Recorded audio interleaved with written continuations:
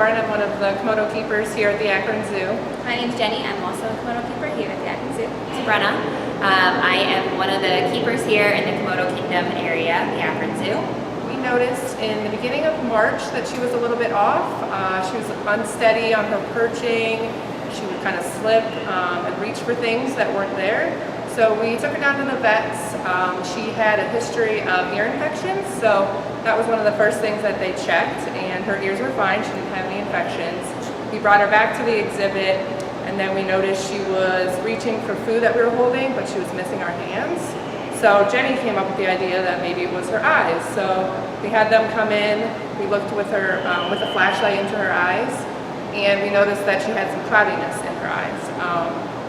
So we did an exam again, and they noticed that she was forming cataracts.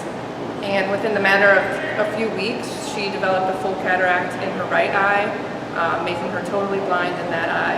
And then in her left eye, she had a partial cataract that was forming and was eventually going to be a full cataract, and she would be essentially blind in both eyes. This happened really, really fast. So one of our first challenges was trying to teach her how to adjust to this new loss of sight. So we did immediately take her back into her holding where we could actually make it a little more safe for her.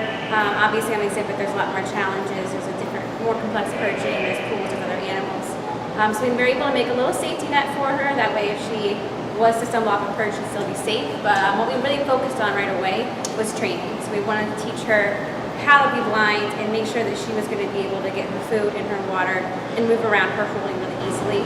Before her surgery, we still had some challenges of working with a blind primate. So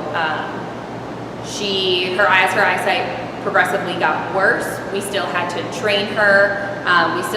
She still had to know where her food was, where her water was, where her bed was. So we kind of did that a couple different ways. We did it through texture, scent, and sound. So there were different textures lining some of her perching so that she would know this, rough grassy texture means that her food is coming up. And then we would mark it with a scent as well that she would recognize. So we had different like essential oils and like peppermint, vanilla, that kind of thing.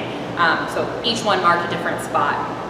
And we obviously routinely used those to make sure that she knew peppermint means food, vanilla means bed. As we noticed her really learn her holding better, we went inside and decided to start using sound as training. So she was always trained to come to her target stick or to our hand, but it was all very visual based. So what we did is we changed that to sounds. We introduced tapping. We actually went through a couple different sounds to see which one she would respond to most. So we tried tapping, clicking, whistling. Unfortunately, she was afraid of a lot of sounds at first just because it was such a new element where she could hear but not see the sound. So through kind of process of elimination, we were able to settle on tapping, and we actually got her trained where if we tapped her target stick, she would be able to come to that sound where we could reward her, and that really, really helped us with her care. We were able to use that and incorporate that into being able to bring her to us to check on her eyes, to do medications, and really just get her more comfortable with her. My fiance actually works for Clear Choice Custom LASIK Eye Care Clinic in Brecksville, and I had just kind of mentioned, the possibility they do cataract surgeries there as well as LASIK. And I just kind of mentioned to him what was kind of going on with Anna and seeing if possibly one of their surgeons would be interested in helping us out. And Dr. Wiley responded, and he was very confident about it, and he said, yeah, I don't think that would be a problem. I don't see why I couldn't perform surgery on eyeballs that small. He had done, he's done thousands upon thousands of cataract surgeries on people. So he agreed to help us.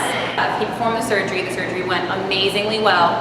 Now after her surgery, because of her recovery period, we still had some challenges on making sure that she could find her way around. So we still did the scent, we still tried to clicker reinforce her. We still did textures on the perching, so she has some different things where she knows. We tried to make it consistent from pre-surgery to post-surgery on how we trained her, how we allowed her to have a better awareness of her surroundings.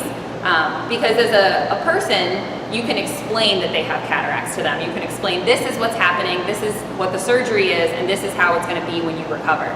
To a tiny primate, you cannot do that. So she didn't have any understanding of what was going on.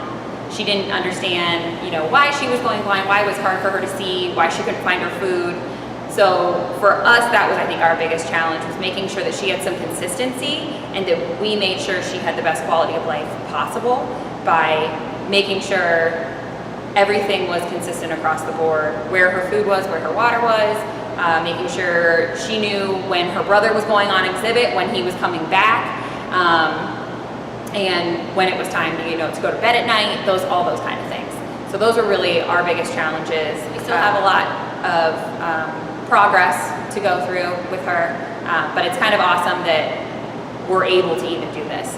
So it's amazing that she was able to undergo this surgery. It was such a success, and now it's kind of just the progress of going through the recovery period, and seeing where that gets us.